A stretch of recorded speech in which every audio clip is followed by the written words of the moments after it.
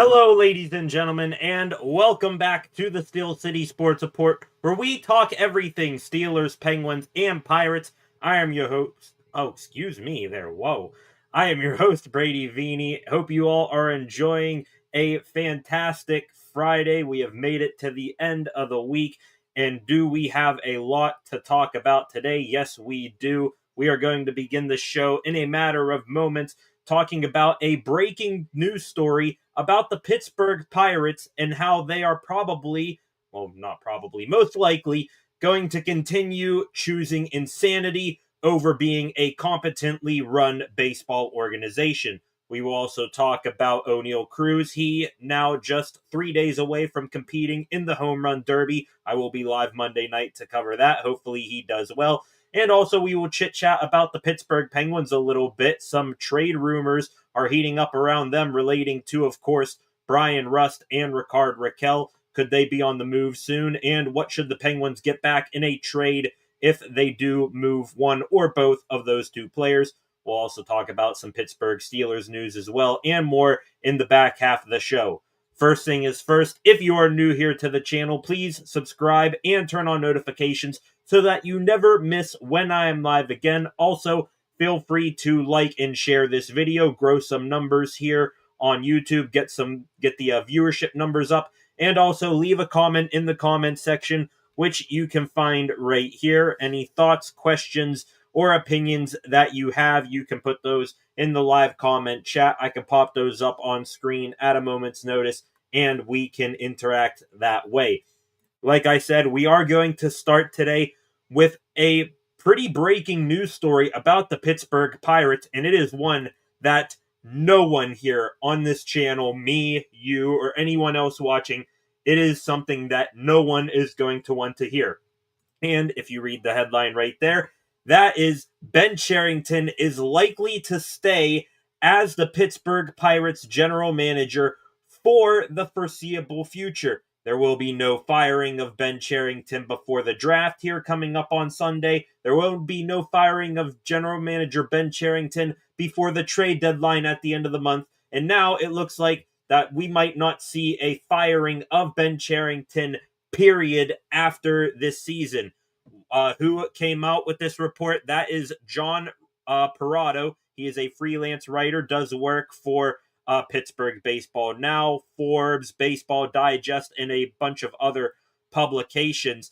He came out today with a story saying that Ben Cherington is reportedly under contract through the 2027 season. That means he will be under contract as the Pittsburgh Pirates general manager for the next 2 years at least.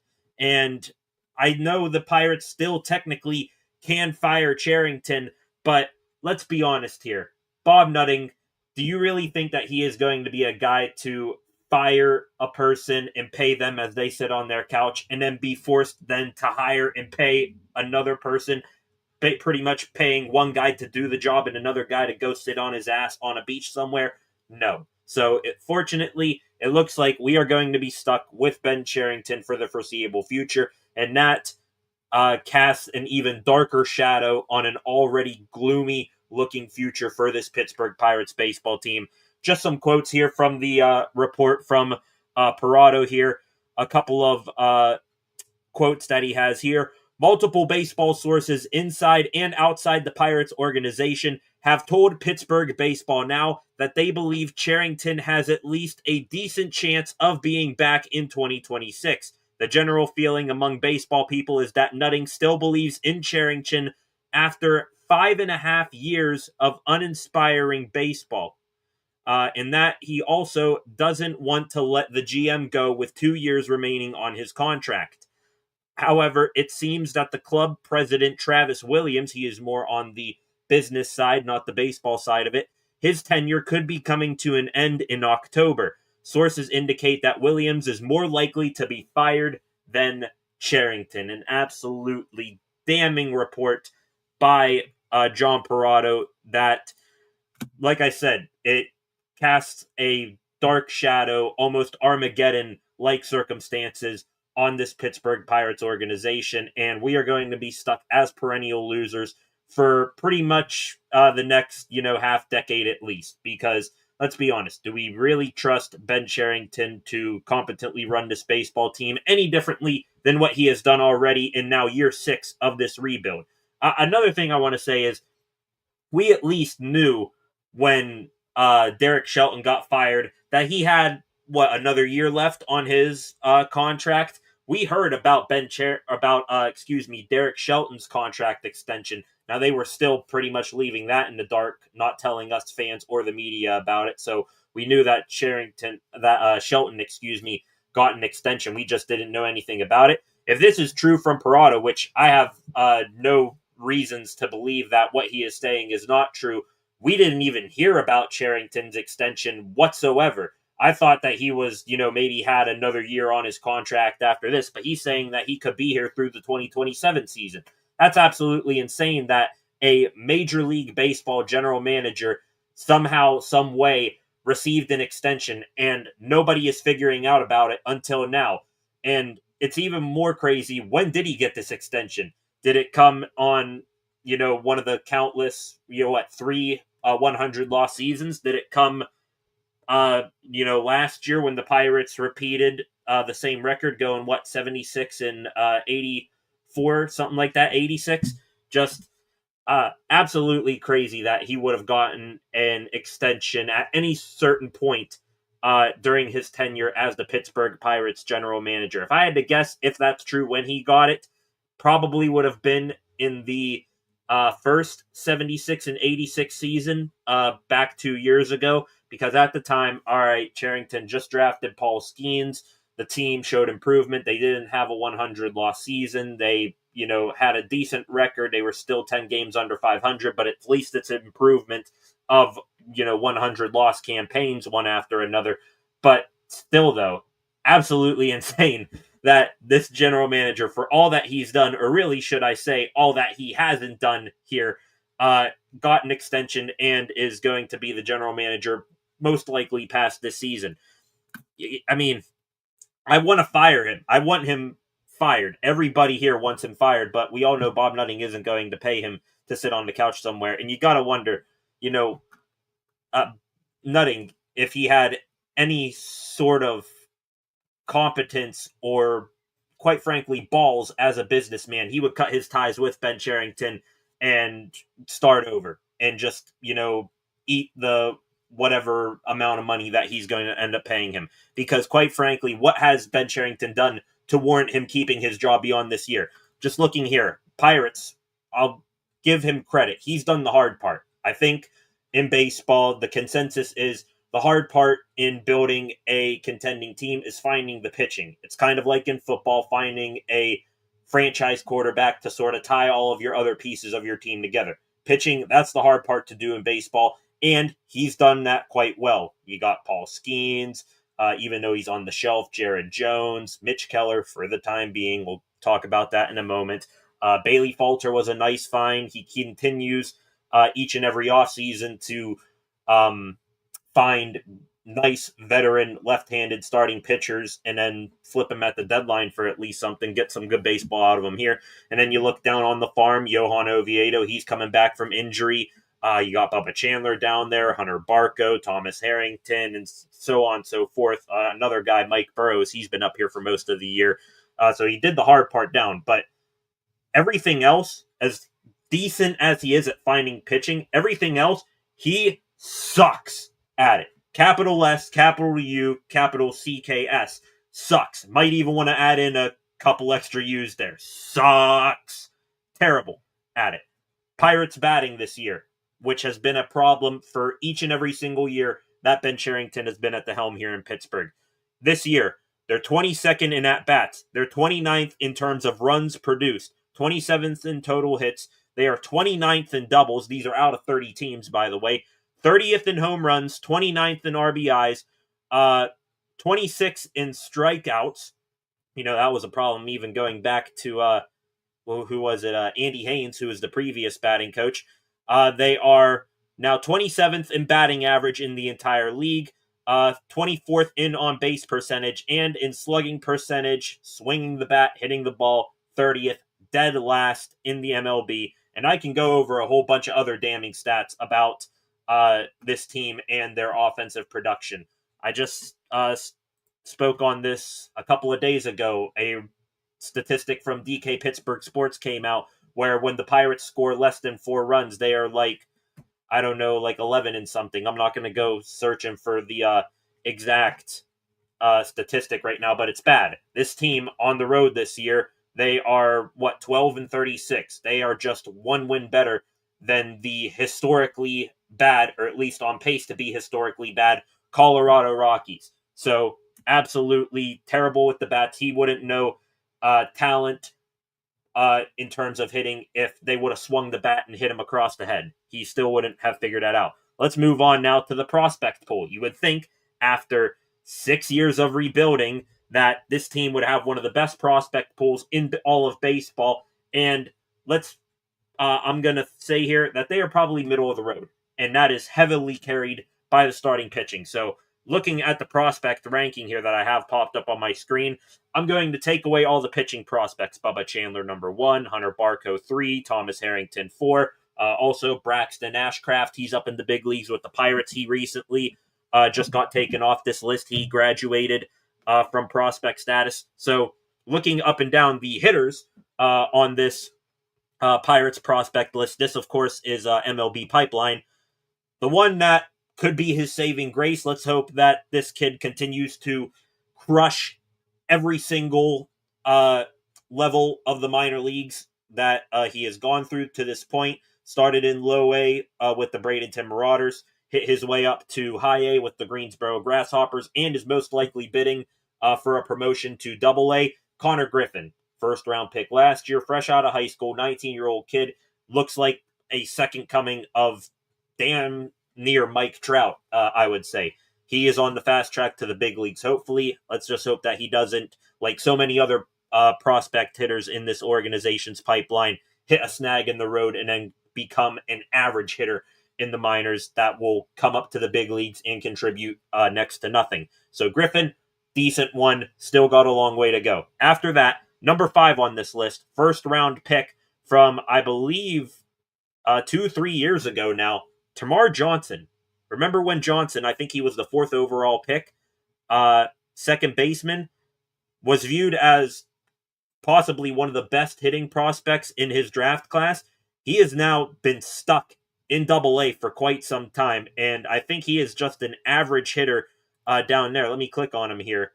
What are his stats right now? This year, with Altoona, he is hitting .247 with a 712 OPS. That's pedestrian statistics, and it's not like he's hitting the ball for power either. I believe he has 8 home runs, does, I believe, hit a good bit of doubles, 9 doubles. 8 home runs, 9 doubles, 2 triples. Like I said, 712 OPS, 247 batting average, average statistics. After that, you go to Wyatt Sanford, or excuse me, below that, Nick York. Remember Nick York? I believe the Bucks picked him up in a trade last year. They sent Quinn Priester off to Boston. Nick York came here, had a cup of coffee in the major leagues to end last season. This year, you thought, hey, he could be, a solid piece with this team on the big league, at the big league level. And now he's just down in AAA. You haven't heard anything from him, and he's just stuck there. You can tell that you're stuck in AAA when you can't even beat out Tommy Pham, who was, crappy for most of this season up until the past couple of weeks. So Nick York, he's not going to be help anytime soon. I'd be shocked if for some reason he comes up here and all of a sudden starts mashing. Just looking here at some other ones, not going to go into too deep on them. Wyatt Sanford in low A ball right now, fresh draft pick, I believe, from last year, 2 years ago as well. It's going to be a while before you hear his name, possibly being mentioned for a big league promotion. Jack Brannigan in Double A seems to be stuck there. Mitch Jebb, another one, he's in Double A. Don't know how he's doing down there, but I'm saying I don't know how these guys are doing. That should pretty much be an indictment. You should want to learn and know about how these bats are doing, how they're developing. When you hear nothing on them, usually a bad sign.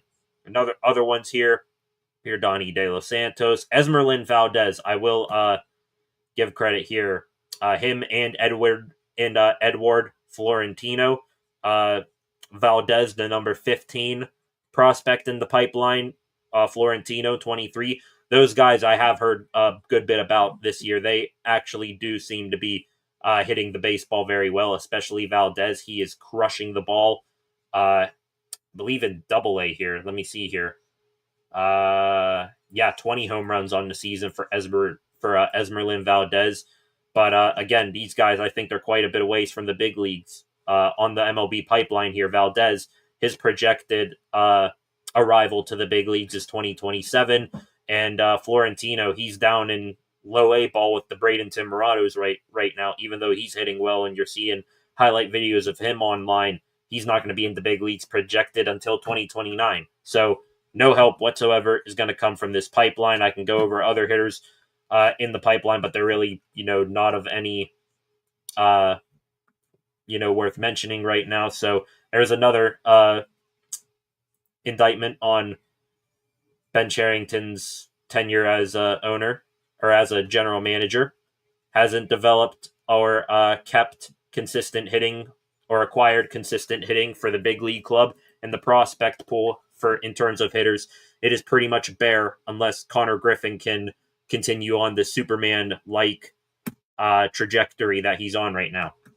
And I mean, we can go on and on talking about this. I've been talking about it for nearly 20 minutes by now, but Cherington, like I said earlier, Sunday is the draft. Are you going to trust him to make the right decision? He's been very spotty with first-round picks, especially. Nick Gonzalez, I guess, is okay. I want to say that was Cherington's first-round selection as general manager. He's hit on a good bit. Skeen's definitely a hit, though that was one of the easiest layups, even though, you could have decided between Dylan Cruz and Paul Skeens. Still, though, I think it was an easy layup to pick a generational pitcher in Paul Skeens. And also Connor Griffin's looking like a hit for now. I'm not going to, project this kid to be something outstanding yet. But he's looking to be a decent first-round pick right now. But other than that, what other first-round picks has he made? Henry Davis, even though Hank, I still have a little bit of hope for him. You can't call him anything else but a bust to this point. Tamar Johnson, probably the worst one. And I liked the selection, but like I said, stuck in AAA. And now he's going to go here.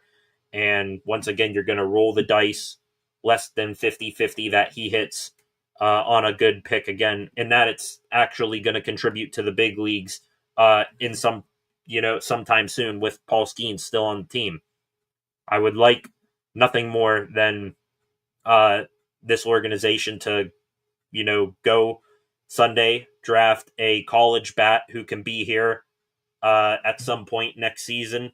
But let's be honest, he'll probably take some high school kid that we won't see, that we'll hear about, this high school kid, he's going to be something outstanding for the Pirates in 2030. Just looking here at some of the prospects, I don't know much about these prospects, quite honestly. Coming out of the draft this year, Seth Hernandez and Ethan Holiday, they're the top two prospects. They're high school kids at the top of the draft. Bucks aren't going to be anywhere close to drafting them. Other than that, you got two lefties here in college, left-handed pitchers. You don't need any more pitchers. I mean, your hope here, I guess, would be Ava Arquette here, second baseman from Oregon State.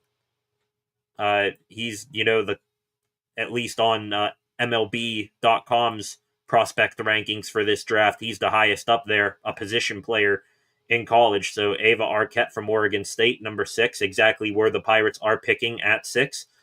And then you got to go quite a ways until you find another one here.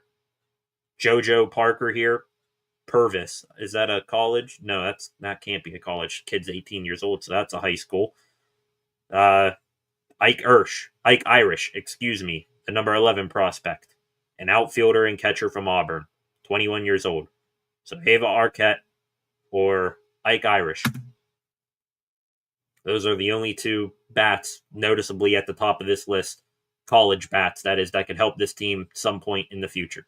So you got nothing for bats on the team, nothing for bats in the pipeline, and close to nothing for bats in the draft for you to select.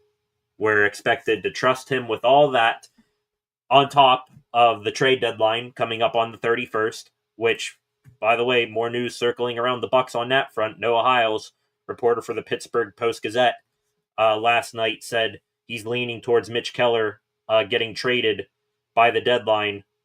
The Chicago Cubs and New York Mets among the top of the list of acquiring him. Bob Nightingale, MLB insider for USA Today, said similar things. He expects Mitch Keller to be gone. Also said that Ke'Bryan Hayes, which, you're not subtracting much of a bat there. The Yankees are being tied to him. So, zero faith in Ben Cherington to do either of those trades, plus more shipping off these pieces and getting MLB ready bats in return. Honestly, I would say it before today's news about Cherington having some sort of unknown extension. I would have said he's most likely going to get fired in the offseason. We're going to just have to, eat our humble pie of watching him do the draft and trade deadline, but just don't have him deal any of your big names, Reynolds, Keller, Hayes. Just wait until the offseason to do that when you hopefully have a new general manager in here. Just let him, in the meantime, sell off the guys on one-year deals, your Caleb Fergusons, Andrew Heaney's, Isaiah Kiner-Falefas of the world, and just let him play with his little tinker toys. Don't let him, do these big trades until the offseason. But now that he's apparently going to be here for a while, we're screwed any which way that you look. There is going to continue to be offensive incompetence at all areas of this organization for the foreseeable future.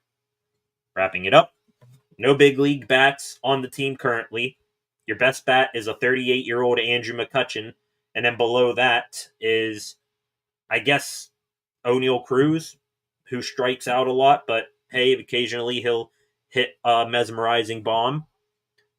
No bats in the pipeline unless Connor Griffin continues to, give us all a glimmer of hope.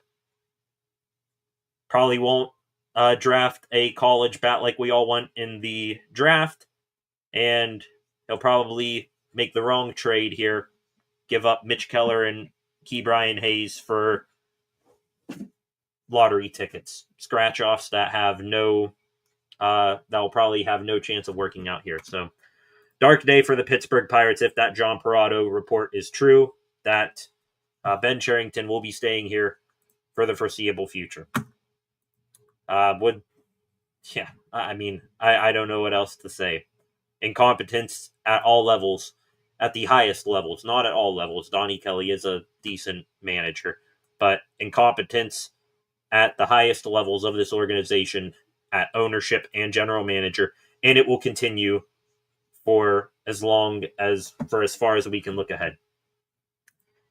We'll just have to sit back and enjoy the ride that never stops, and that continues tonight, of course. Pirates, they do begin their final series before the All-Star break. Game 1 of 3 in Minneapolis against the Minnesota Twins. It is a Paul Skeens day, so we can at least take a tiny bit of joy in watching a generational pitcher while he's here. The reason why I say while he's here is because back-to-back days are talking about gloomy things for the Pirates. Yesterday, Noah Hiles of the Pittsburgh Post-Gazette said that, in his opinion, this isn't him reporting anything, that Paul Skeens, his last full year as a Pittsburgh Pirate will be 2026 before a lockout seems to be looming in 2027. So we'll have to sit back and enjoy Paul Skeens pitch his ass off tonight for at least a couple of innings. They'll probably pull him early again so that he can pitch in the All-Star game, but we'll get to watch a little bit of Skeens. Him probably mow down 5 batters. Yeah, get 5 strikeouts in 3 or 4 innings, maybe even 6 or 7 Ks. We'll see if he gives up a run or not. We damn well know that he isn't going to get any runs of support from the offense. That offense tonight, that lineup consists of Tommy Pham batting leadoff, Andrew McCutchen designated hitting, Brian Reynolds in right, Nick Gonzalez batting cleanup at second base, Oneil Cruz in center, Key Brian Hayes at third, Spencer Horwitz at first, Henry Davis, who we just mentioned earlier, catches, batting eighth, and Isaiah Kiner-Falefa at shortstop rounds out the lineup. So a fun lineup. I'm sure they will do their best to get Paul Skeens at least 1 run of support tonight, even though they will most likely fail. Also, worth mentioning here, I guess, the Pirates did make some roster moves just an hour ago.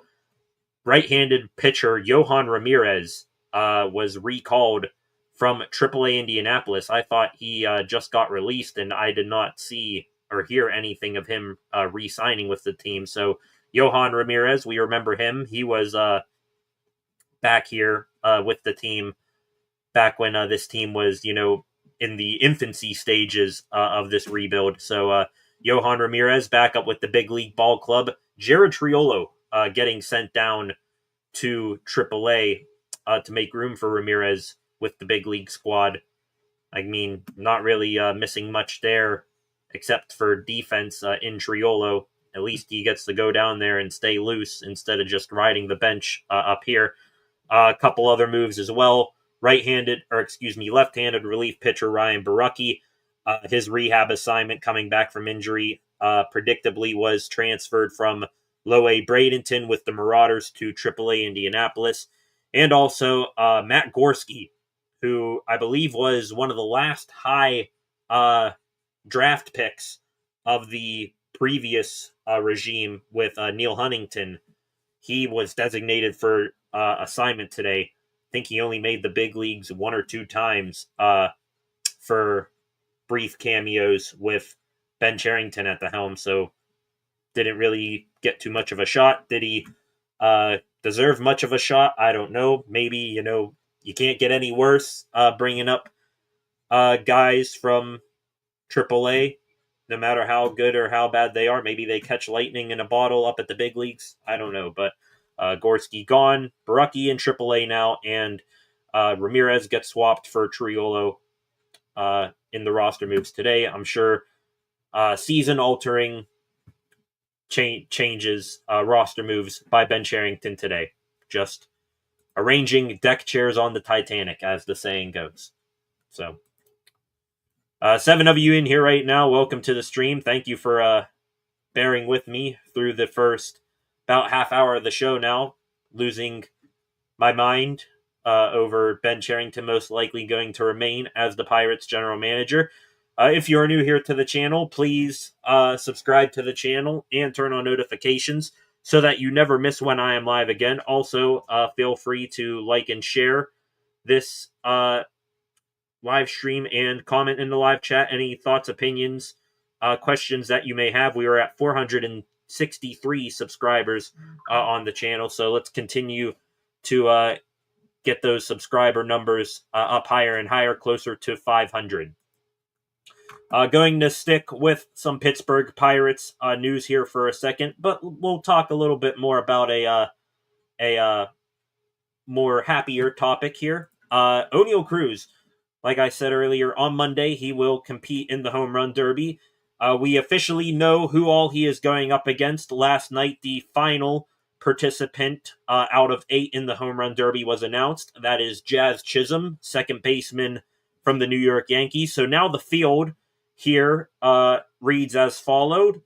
Ronald Acuna Jr., I'm sure he is going to be a sentimental favorite.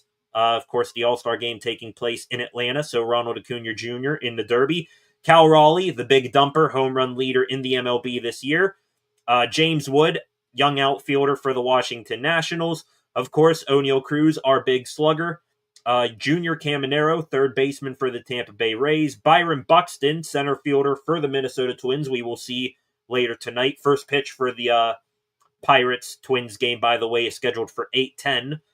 And then Brent Rooker, designated hitter for the Athletics. Almost said Oakland Athletics. It's just a force of habit, because seeing how they're just called the Athletics. Still, he's got some good pop. And then Jazz Chisholm, of course. So, not the most star-studded field, honestly. Looking at the odds here, not quite sure what betting site this is from. I see Talking Baseball posted these odds, so I'm going to roll with them. Cal Raleigh and Oneil Cruz tied at the top of the odds here to win the Derby, both at plus 330 apiece. So the big dumper Cal Raleigh, who is on an absolute historic heater, one of the best first half of an MLB season home run tears that we've seen since, the days of Bonds. He and Oneil Cruz, who I've already covered what Cruz can do in this type of setting, top of the MLB percentiles and, exit velo, barrel percentage, all that good stuff that goes along with, hitting bombs. So Cal Raleigh, Oneil Cruz at the top of the betting odds here to win the Derby on Monday night. That is a 9 p.m. start time for the Derby. Oh, wait, is that 8? I'm not sure what time zone they used here. Let me see here. What time does the Derby start? 8 p.m. Okay, 8 p.m. Eastern time. That was Central time, them posting that. So Cruz and Raleigh at atop the board there. Looking else here, Ronald Acuna Jr. plus 400. James Wood plus 700. And then a guy who I think, if you were a betting person, I'd sprinkle a little bit of money on. Surprising that he's this low. Brent Rooker plus 1,100. I would have put Raleigh, Cruz, Acuna, and Rooker as my top 4 to win the Derby. Put like Wood, Chisholm, Caminero, and Buxton just outside my top 4. As my least likely winners there. So, just wanted to point that out. Cruz and Raleigh tied atop the odds to win the home run derby. And I will be watching, like I said. Hope you join me back here on Monday night. We'll be live to see how Cruz does. And it should be exciting. Hopefully we get to at least have a little bit of glimmer of hope in this absolutely horrendous season for the Pirates. And I just want to say this. For those of you here, if you listen to 93.7 The Fan like I do, you'll hear some people out there saying, Cruz, he is just such a frustrating hitter with the Pirates. He's been in a slump recently. He strikes out too much. I don't want to see this guy, all of a sudden go out there and, hit bombs like he is God's gift to baseball. Like, seriously, why are we upset if Cruz goes out there and, hits home runs? I get it. He's frustrating at times to watch with that bat. He seemingly can't hit lefties all that well.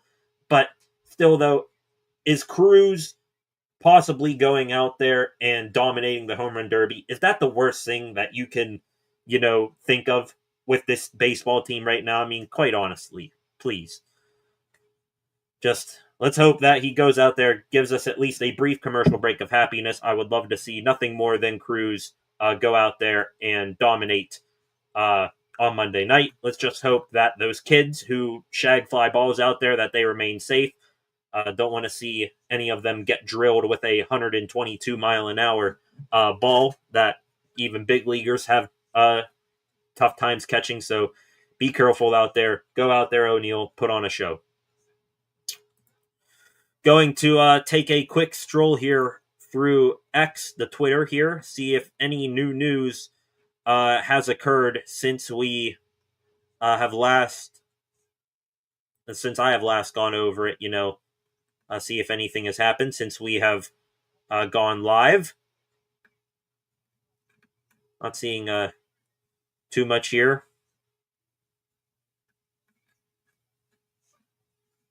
Seeing a video here of Cruz taking BP in Minneapolis, excuse me. I don't see any way how he can, not win this. I mean, absolutely insane how effortless this guy is, uh, you know, hitting the ball. I don't even think he just needs to focus on, keeping his stamina and not getting too fatigued and just making contact with the ball on a consistent basis. He just has that natural power that it doesn't need to be hit, 480 feet every time. Cruz, just get it over the wall, and you should make contact, keep your stamina. It'll go over the wall, and he should, you know, have a good chance of winning the entire thing. Continuing on here, ladies and gentlemen, going to get into some Pittsburgh Steelers news in a couple of minutes. But first thing is first, got some Pittsburgh Penguins news to talk about. And the rumor mills, the trade rumor mill, it is pumping out rumors again. It is heating up for this Penguins today. Within the last 24 hours, two NHL insiders have said that two of the Penguins' top trade candidates forwards, they could be on the move. Elliot Friedman on his 32 Thoughts podcast said that there is a ton of interest in Brian Rust right now. No crap there, sort of my answer to that. And then Chris Johnston from The Athletic on his show said that the price for Rust Rakell is, quote, especially high right now. So Rakell and Rust teams are still calling up Kyle Dubas, asking about, if, maybe trying to work out a deal here, asking what the price is. That right there from Chris Johnston, that the price is especially high for at least Rust Rakell. I love it. I love that it is high because I don't need to say again that, it was a weak free agency class in the NHL. It's a seller's market right now. Teams that couldn't fill their holes on their roster in free agency are going to look to the trade market. Reason why I love that Kyle Dubas seemingly has a highly lucrative price tag on probably both of these players, and for good reason, and that he should not move off of these high prices, is because for each of those players, Ricard, Rakell, and Brian Rust, I am asking for no less than at least a first-round pick. And it's pretty obvious why, because first-round picks, especially heading into next year's draft, we all know that golden goose, Gavin McKenna's waiting there. First-round picks, if you have more than one of those, it is going to be more money in the bank for you, especially if you can, maybe ship off Rust, say at a team like Buffalo.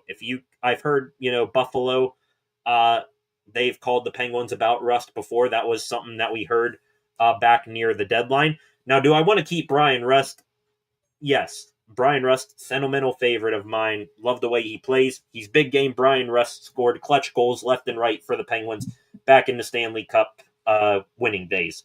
However, if you can fleece Buffalo, a team that is immune to winning up there, the Buffalo Sabres, they are pretty much the Cleveland Browns of the NHL. If you can get a first-round pick out of Buffalo, a team that picked 9th in this year's draft, that no matter what they do is probably going to not make the playoffs and be a lottery team again. If you have to ship Brian Rust off, and if you can get a first-round pick for them at least, I am, immediately hanging up, calling whatever the commission of the NHL, and we're getting that trade pushed through just like that, because Buffalo is going to stink most likely, and then all of a sudden the Buffalo Sabres, who stink, and you have their first round pick, and the Penguins, they will have their own first round pick, and they're intentionally tanking. You got two chances, two shots at Gavin McKenna in the draft next year. So love hearing that from Chris Johnston, that the price is especially high for Rust Rakell and probably Brian Rust.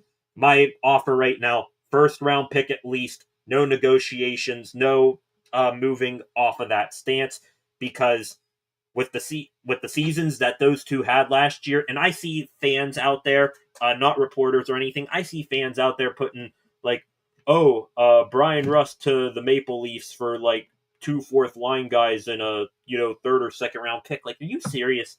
Be real with yourself. I get it that they're not the youngest guys in the world. I mean, they're in their, low 30s? But still, though, they just came off of probably the best seasons of each of their careers. And you're going to lowball us like that? No.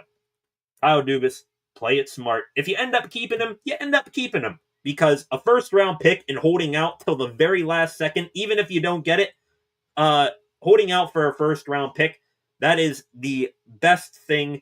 That is the smartest thing that you can do, trying to get a first-round pick from a team, and maybe you luck out, they miss the playoffs, you get 2 shots in the lottery at Gavin McKenna. Love seeing that. In the meantime, if no teams are calling right now, wanting to give up a first-round pick, which I think as the summer goes along here, teams, if, they see teams around them making moves, they will get desperate enough to give you a first-round pick. Play the waiting game. First-round pick, no non-negotiable, at least give us a 1, and then we can start talking from there for one of these 2 guys. And then, just wait it out, play the long game. In the meantime, let's focus. I'm sure teams are calling about Erik Karlsson. Now, it would be a miracle from God himself if Kyle Dubas is somehow able to get a first-round pick from Erik Karlsson. You probably need to send more than Karlsson back in that deal, or eat up a good chunk of his contract, which also I don't think that's going to be a problem, seeing how you're tanking. But Karlsson, let's work on getting him out of here. Maybe you get back a second or a prospect, something like that. Or maybe some of these other low-ranking guys on the team that could be, you could get a draft pick, day 2 draft pick, or, a lottery ticket prospect in return. I'm talking about your Danton Heinens, Blake Lizotte, Noel Acciari. Probably Lizotte is the least likely one I would be willing to deal there, but Noel Acciari, Heinen can go. Kevin Hayes, like Kevin Hayes, but I think he'd be best served going to contender and, freeing up that spot for a youngster. Have Tommy Novak be your third-line center. And, let's just work on those other guys for now and play the waiting game. We want a first for Rust and Rakell. Obviously, not as a package. If you're sending Rickard Rakell and Brian Rust out the door together as a package, you better get multiple first-round picks in that case. But play the waiting game. Love seeing that from Chris Johnson and Elliot Friedman reporting that these guys have tons of interest, but that the price tag that Kyle Dubas has set for them is high. Okay, going to continue here with the more Pittsburgh news segment of the program here in a minute. 8 of you in here right now. I've seen the number bounce up and down. Thank you for joining me here tonight. If you are new here to the channel, please subscribe and turn on notifications so that you never miss when I am live again. Gained 2 new subscribers. We are up now to 465, so I appreciate it very, very much. The 2 individuals who subscribed within the past couple of minutes. I cannot see, unfortunately, who you are, but please understand, I do appreciate it very, very much, so thank you there. We are going to continue with the more Pittsburgh news segment of the program right now, and we are finally going to get into some Pittsburgh Steelers news, or at least news related to the Steelers. I think this is the longest I have gone, honestly, this offseason before talking about the Steelers in any sort of capacity. That is going to change here within the next 2 weeks when the Steelers report the training camp. But the first news story of the day, it doesn't relate to the Steelers directly right now, but it does relate to a recently departure of the Steelers organization.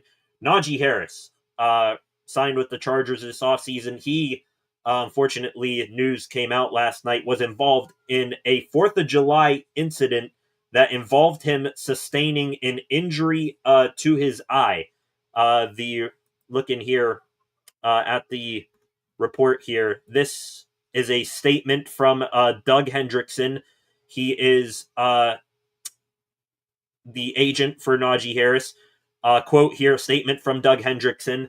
Najee Harris was president. Najee Harris was president. Yeah. Najee Harris was present at a 4th of July event where a firework mishap resulted in injuries to several attendees. Najee sustained a superficial eye injury during the incident, but is fully expected to be ready for the upcoming NFL season. So a scary incident involving Najee. I'm going to be honest, used to do fireworks and then, just decided, what's the use of, buying fireworks when I live in an area, a neighborhood where I can just sit out on my front porch and watch all the other neighbors give me a fireworks show for free. Didn't want to, uh, spend too much money on fireworks anymore. I'll occasionally do, firecrackers and small stuff like that from time to time. But if you're doing fireworks, please be careful because then stuff happens like this. I think Ari Mirov, one of the other NFL insiders who was reporting this, said that one person is in critical condition from this event that has reportedly lost fingers. So prayers to that person, and thank goodness that Najee Harris is all right. Still, even though things did not work out here in Pittsburgh, I love and respect Najee the person. Was a consummate pro with the Steelers, so hope he is able to fully recover from this. His agent did say that is expected and that he will be ready for this season. Thank goodness for Najee. Good luck for him. Also, another thing, firework incident. Don't have to think back too long if you follow the NHL in depth like I do. I believe, can't remember his first name, but his last name was Kivlenieks. He was a goalie for the Columbus Blue Jackets. He just died a couple of years ago in a firework incident. Was protecting his family and the family of one of his teammates who was, at a 4th of July thing where they were shooting off fireworks, and he unfortunately passed away due to a firework injury. So please, if you're out there, if you do fireworks, please be safe. Make sure you know what you're doing. Make sure you're taking the right precautions and safety measures to protect yourself and others, because, just having a couple seconds of entertainment of seeing bright flashing lights in the skies, it's not worth, injuring yourself or others. But thank goodness that Najee Harris is all right and that he will be able to recover from that. Continuing on here with some extra Pittsburgh Steelers news today. Over the past couple of days, I've been covering, all different players on the Steelers doing individual workouts. That trend's going to continue today. We talked about, Aaron Rodgers. It did indeed get his wide receivers, at least most of them, and Pat Freiermuth out to Malibu to work out together and gain some chemistry. Mason Rudolph, the QB2 right now on the depth chart, he is doing that as well. Picture of him, I believe this is on his Instagram. He is working out with, I guess, some members of the team as well, and one of those is Cordero Patterson. Patterson, guess he is, running back 3 or 4 on the team right now. I'm still a little shocked that he is still on the team. Maybe they think they can milk a little bit more production out of him at special teams, being a kick returner. What is, one of the best at doing that, but had a down year last year. So Rudolph and Cordero Patterson working out. Nice to see that Mason is still, doing extra stuff with teammates, even though he is no longer QB1 on the team. Also, another guy working out. I saw some workout videos of Jalen Ramsey since he was traded over to the Steelers. We've now seen the first workout training video of Jonnu Smith, who is going to be an absolute weapon in this offense, I feel like, coming off a career year, back in a familiar system with a familiar coach in Arthur Smith, and dude looks jacked. Dove Kleiman, he's a engagement farming account on Twitter. He's the one who posted this video. Am I expecting the world of Jonnu Smith? No, but do I think he could, bring out a whole new dimension of this offense? He sure looks like it, seeing this training video. Also, by the way, Jonnu Smith, he will officially wear number 81. I believe he wore that number before, maybe in New England when he was there or something like that. Maybe even, not sure where else he wore number 81. Maybe in Tennessee with Arthur Smith as well. So back in a familiar number 81, that is the number Jonnu Smith will be wearing. And we said it yesterday, Jalen Ramsey will officially be wearing number 5. Also, speaking of, guys staying active before training camp begins here in a couple weeks, Aaron Rodgers is going to be a part of a celebrity golf outing. I believe this is the one at Lake Tahoe. I think it's there. I'm not entirely sure, but Rodgers, he will be a part of a celebrity golf outing. I'm sure it will be televised, so might flip that on every once in a while, see how Rodgers is doing. I think he's given pretty good odds to win the thing. He's in the top 50 out of quite the bit of celebrities doing this. Also, I saw he apparently called out some dude. He was signing autographs for fans there, and he called out some dude being an autograph hound. Dude just there to get a quick signature from Rodgers and then flip whatever items he had for a quick buck on eBay. So shout out to Aaron for correctly identifying that dude and, spending his time signing autographs for people who actually, like to, get their autographs signed and, keep them as mementos. More news here. Mark Kabuli, Steelers insider for the Pat McAfee show. He too was on 93.7 The Fan today. Didn't spend too much time talking about the TJ Watt situation, contract negotiations and what, but he did say that the Steelers have inquired around the league to see what TJ Watt's trade value is. And he called it, quote, doing their due diligence. I know things are not in the same spot as they were, a handful of years ago when Watt got a contract extension then, but I think they'll, take this and run with it, that the Steelers, it says that the Steelers have inquired around the league to see what TJ Watt's trade value is. That is not the Steelers actively shopping TJ in a trade. Let's, get that straightened out there. But, yeah, so not going to think too much about it. I still think at the end of the day, you will see a Watt extension get done with the Steelers. It's just going to be a probably longer and uglier process than what we saw back in 2021 when he last got a deal done. He might hold out of training camp. He might, show up and do individual things off to the side. But still, though, I'm putting a high percentage that a deal will get done before the season begins. Couple extra things here on the Steelers before we move on to something else. Jamar Chase, we all know him, a wide receiver for the Cincinnati Bengals. He was on a podcast recently, and he was asked to name his top 4 corners that he has gone against in the NFL, or who he thinks the top 4 cornerbacks are in the NFL. Mentioned 3 Steelers. Not sure if that's him being genuine or if it's him just, giving, credit to the guys he's going to go against in the AFC North. But not sure. I didn't listen exactly to, hear what order he put these guys in. But one corner he did mention that wasn't a Steeler, Denzel Ward, longtime defensive back for the Cleveland Browns. And then, of course, I bet you he wasn't, listing a top corner as, Corey Trice or James Pierre right now.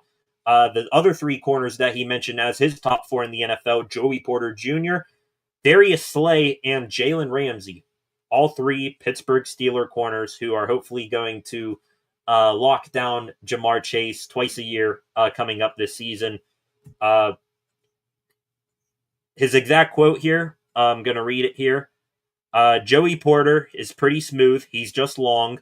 It's going to be fun going against Ramsey and Darius Slay. I had an opportunity to go against Slay this last year, and Ramsey, my rookie year. That's 4. I'm going to go with 4. So those are his top 4 corners in the NFL, 3 of them Steelers, and I think he's, part being genuine, part, just giving credit to AFC North Division opponents. But hey, if it is that way, game recognized game. I am not shy here to say that Jamar Chase is the best wide receiver in the NFL.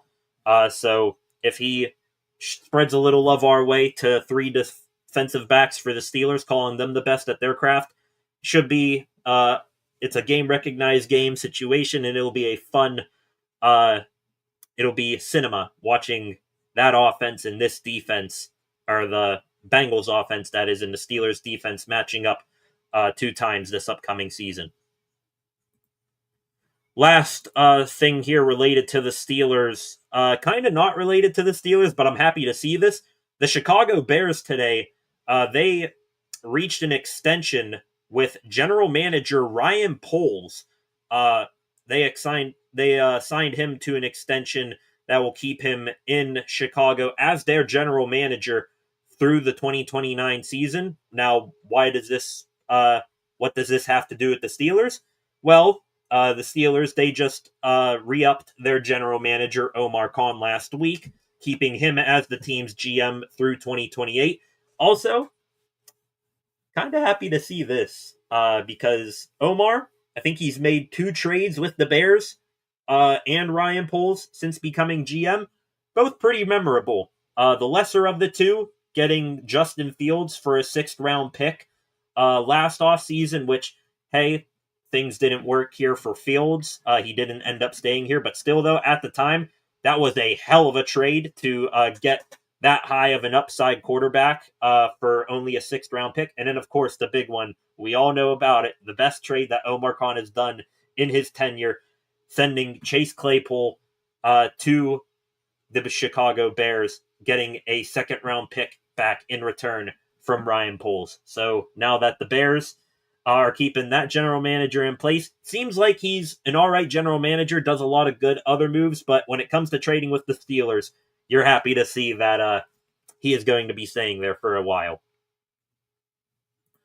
Before I continue on here, comment section real quick. T. Higgins too. Yeah, Flacco, absolutely.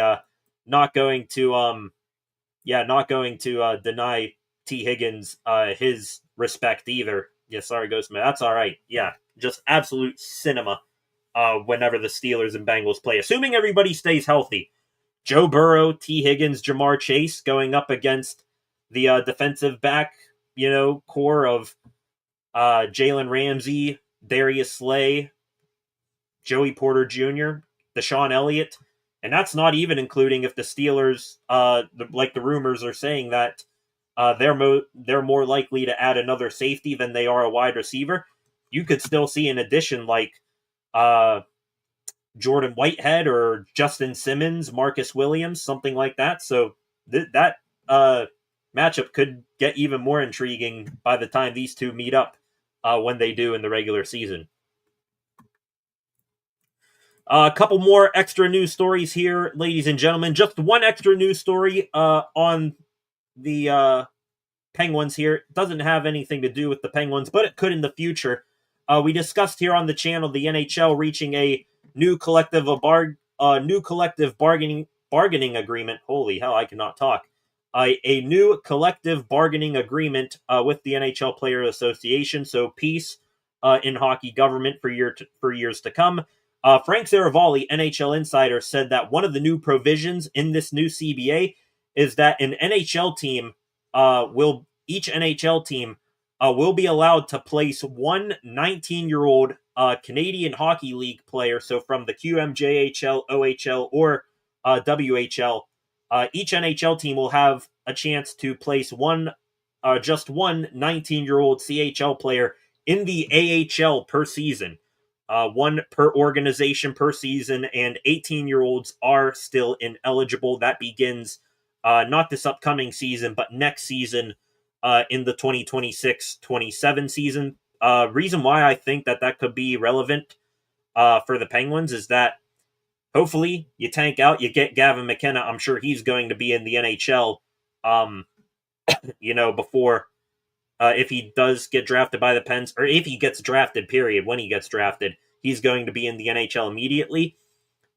If, say that happens, then in the 2026 27 season, you could, maybe get your first round pick this year, Ben Kindle, in the AHL, and then he is, just a call up away from joining the NHL team. So we'll see how that plays out in the future. Would love to see more of these, young 18-year-old promising players instead of, going back to their junior teams where you don't hear from them barely. You get them to Wilkes-Barre, and they're just, a call away from getting them up to helping the NHL team. Wrapping up the show here in a minute, couple of extra Pittsburgh Pirate news stories here today.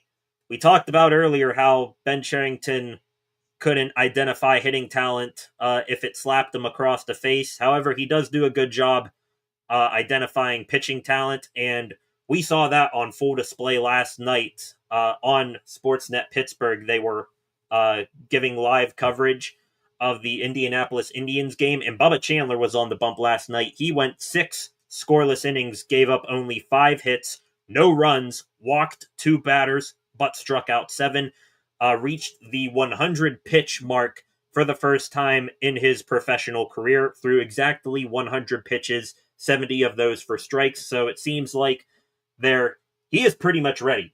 Over his last 2 starts, by the way, 12 innings pitched without giving up any runs.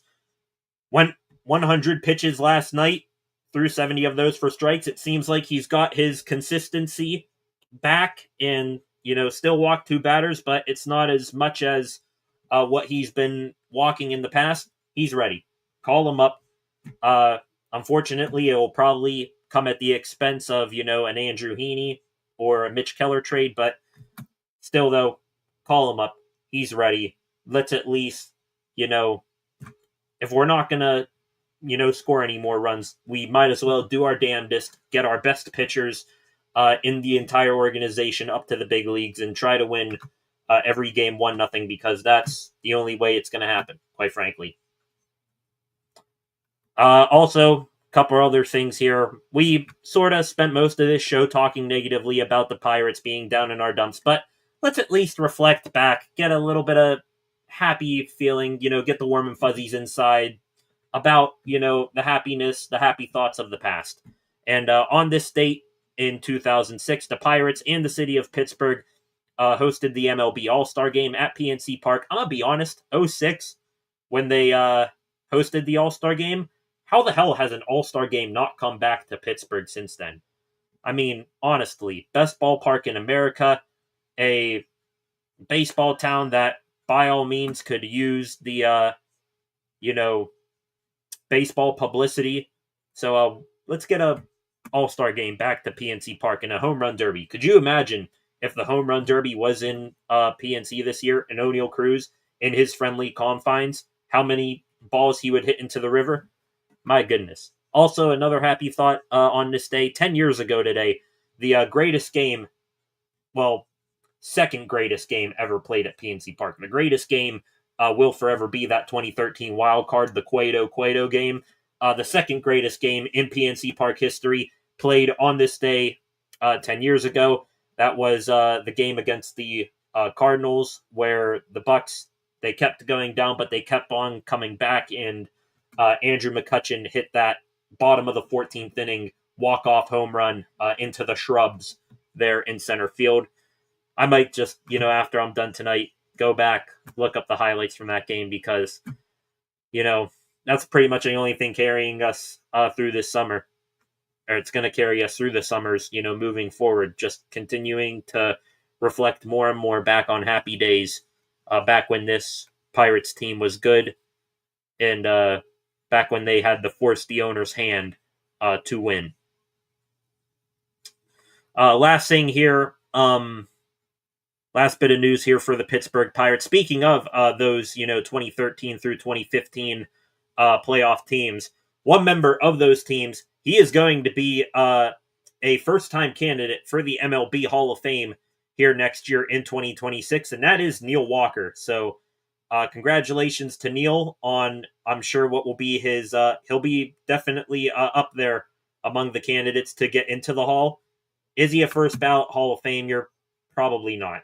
I mean, it'd be hard for really anybody that I'm looking at in this draft class to get in on the first ballot. I'll read you off here. Notable first time candidates for the Hall of Fame next year. This from the National Baseball Hall of Fame. Ryan Braun, former Milwaukee Brewer. We all remember him. Shin-Soo Choo, Edwin Encarnacion, Gio Gonzalez, Howie Kendrick, Matt Kemp, Cole Hamels, Alex Gordon, Nick Markakis, Daniel Murphy, Hunter Pence, Rick Porcello, and Neil Walker here on this graphic. So Neil, he's up there among these names. However, is he, going to go in over all of them? I doubt it. If I had to guess here, Hunter Pence, Ryan Braun, Cole Hamels, Matt Kemp, maybe. Those types of guys, they're probably going to get consideration over him. But still, though, I do think Neil Walker is deserving of a Hall of Fame, candidacy, and he is worthy of getting into the Hall of Fame someday. Is it going to be next year? Probably not, but congratulations to Neil. He's officially out there. Let's hope that he gets in soon. And in the meantime, let's enjoy this year's Hall of Fame. It'll be bittersweet. I believe it's coming up here within the next month. Watching Dave Parker finally get inducted. Just unfortunately sucks that he will not get to see it in person, having just passed away. So love you, Cobra. Hope you get to enjoy going in up there from the promised land, and hopefully Neil Walker gets in soon enough. Yeah, Flacco, back to the comment section. Yeah, at least he made the list. Yep, congrats to Neil Walker.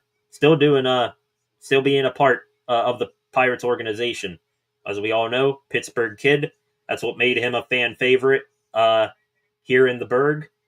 And I know he was, a favorite of my mom's. So all of us who follow this team, we love Neil Walker. He's still doing he's still a color commentator. He's came into that role over the past couple of years with the Pirates. So wouldn't it be something if, maybe next year or something like that, you get a no, never mind. They don't do Hall of Fame, induction reveals during the season, but still, though, hope Walker gets in.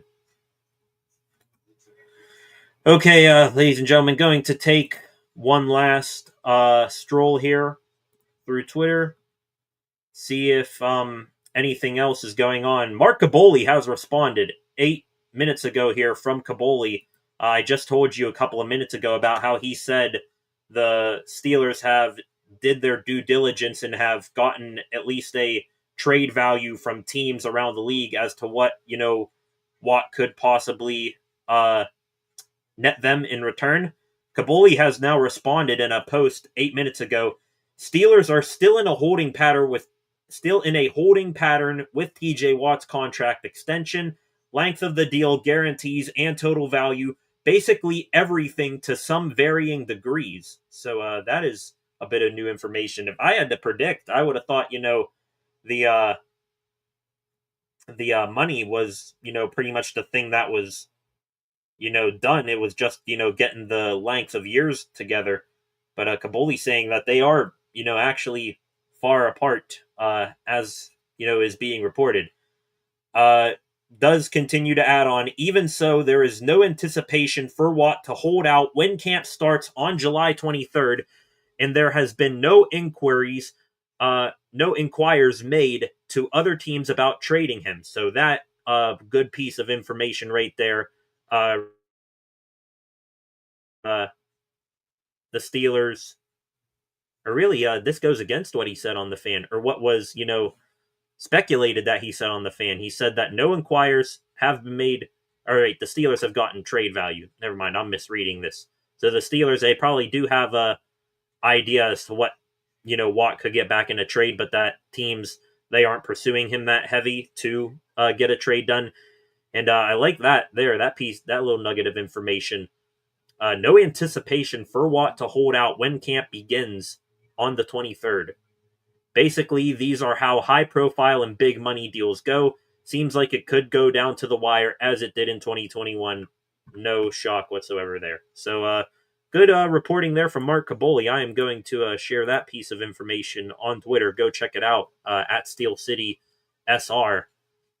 So, Watt contract talks still far apart in pretty much all aspects, but he, or at least the some members of the Steelers, don't anticipate him missing out or not showing up to St. Vincent College in Latrobe on the 23rd. Interesting piece of news there, Kaboli. Second or a third round isn't worth it for TJ Watt. No. Tempting, but no, not right now. Not while you're, in this let's push all our chips in season. You brought in Aaron Rodgers, DK Metcalf, Jalen Ramsey, etc., etc. You might as well hold on to Watt. Trading him for a second or third round pick, no, it's not worth it. However, though, I will say, I heard this, people speculating. Terry McLaurin, wide receiver for the Washington Commanders, one of the probably top wide receiver in the NFL. He is having a contract issue with the Commanders right now. Now, I think just like Watt, a deal is going to get done there in Washington with him. But hypothetically, would shipping off TJ Watt for Terry McLaurin and then having like a pick swap or something in there, would that be the worst trade in the world? No. Damn, I say, depending on, the picks getting exchanged, I could call that a win for the Steelers. Terry McLaurin for TJ Watt and a pick swap, that does intrigue me. I wouldn't waste Watt for either of those. Yeah, no. You're at least asking for a first round pick. And the reason why, it's sort of like the Gavin McKenna thing for the Penguins. The Pens right now, they have Rust and Rakell available for trade. Or at least, they're taking calls on them.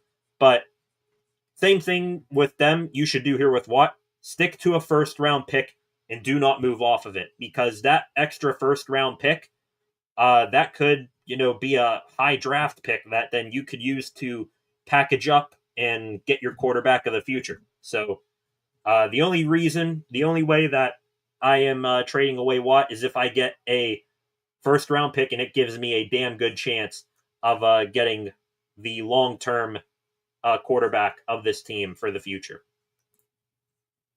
If it was Waddle and Minka back for TJ and a third for 2026, Waddle, I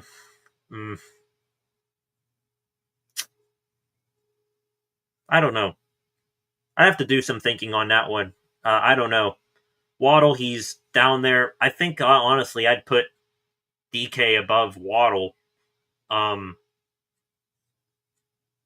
DK, Waddle, I think he is probably a top-end wide receiver, too. Meanwhile, I think that's the floor for DK, or, I'm not discrediting Waddle at all. He's a damn good wide receiver and would give us a hell of a 1-2 punch here, but getting him back, getting Minka back in a third, I'm honestly completely torn on this.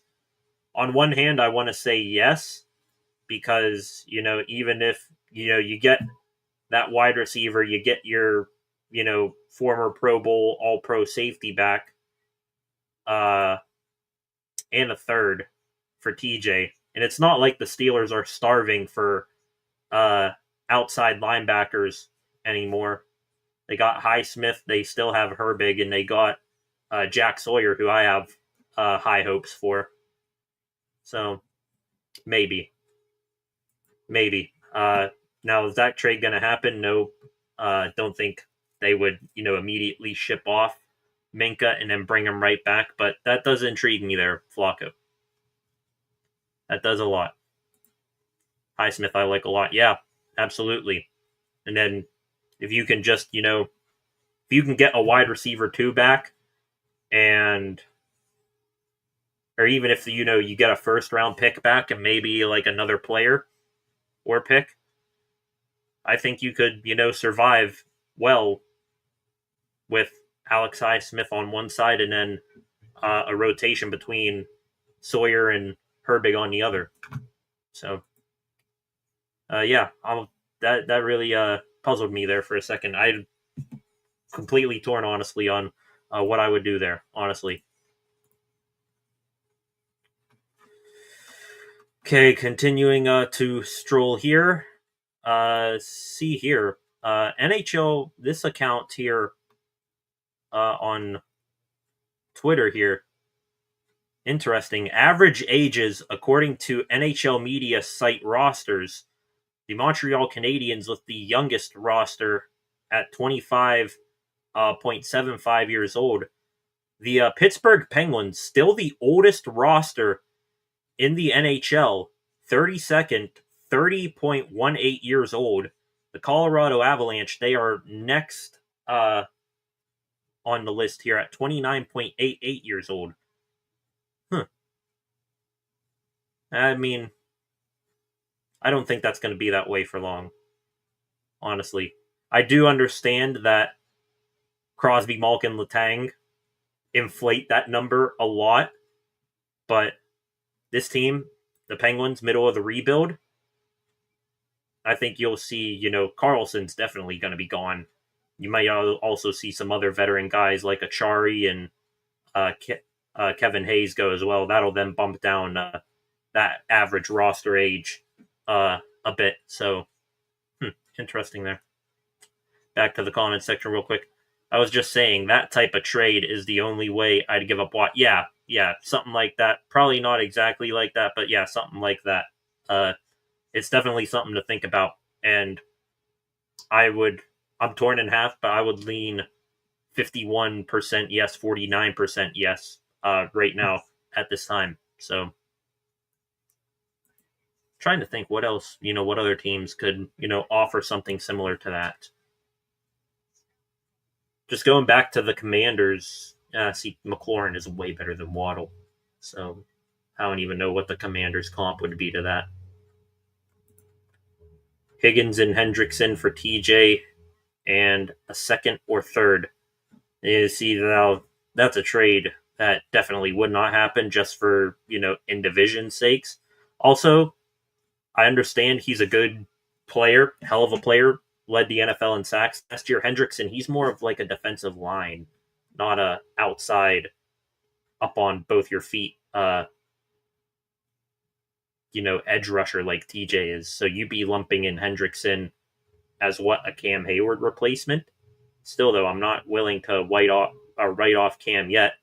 And then, if you bring in Hendrickson for TJ, you'd have him starting over one of your two young guys who you want to see in action, in Keanu Benton and Derek Harmon. So, maybe Higgins and... See, this would be much easier if their defensive back room wasn't absolutely garbage. This would be a trade like Higgins, and if they still had Jesse Bates, and then a second or third, that would be a trade I would do then. But fortunately, they have a defensive back room of unprovenness and crap, quite frankly.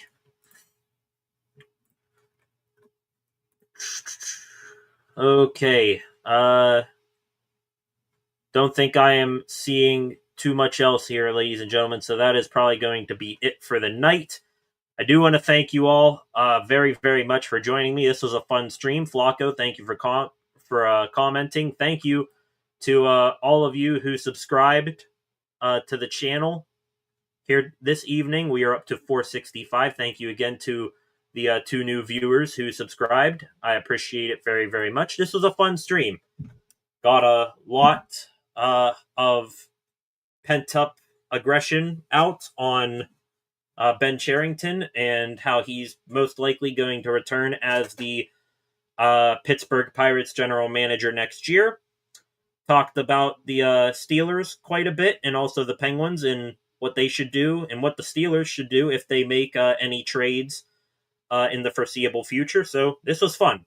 I liked it. Good stream tonight, on for almost an hour and a half. I appreciate it very, very much. Yeah, their DB core is Kaka, indeed. Yeah. Yeah, next stream I'll have more. I appreciate it, Flacco. Next stream, by the way, ladies and gentlemen, will be Monday night. It will probably be a little bit of a later starting stream. So I probably will go live, if I had to guess, around 7 o'clock. That then will, give us an hour to talk about all the news that goes on over the weekend, which I do think we are going to have a bit to talk about. We'll discuss who the Pirates take in the MLB draft on Sunday and anything else that happens to come across the wire. So Monday, probably be going live around 7 o'clock. We'll talk for the first hour of the stream about all the new news, and then we will see how Cruz does in the Derby. At least, hoping that the Derby moves quickly through the night.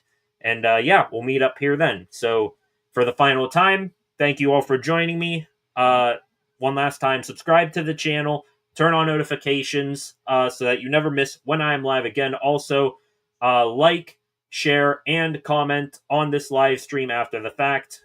We can continue growing the numbers of the channel that way. Also, one other thing, not sure how many of you viewers live in Western Pennsylvania like I do, but please take care of yourselves. I'm sure if you live in this part of the state, your phone blew up at some point this afternoon that there is a 911 outage in Pennsylvania that is projected to, probably, hopefully, be back up here within the next hour or so. So be careful. Yeah, see you back here on Monday. Fun stream tonight. Thank you all very much. Like and subscribe and share. Appreciate it. Peace. See you back here on Monday where hopefully Oneil Cruz will win the home run derby.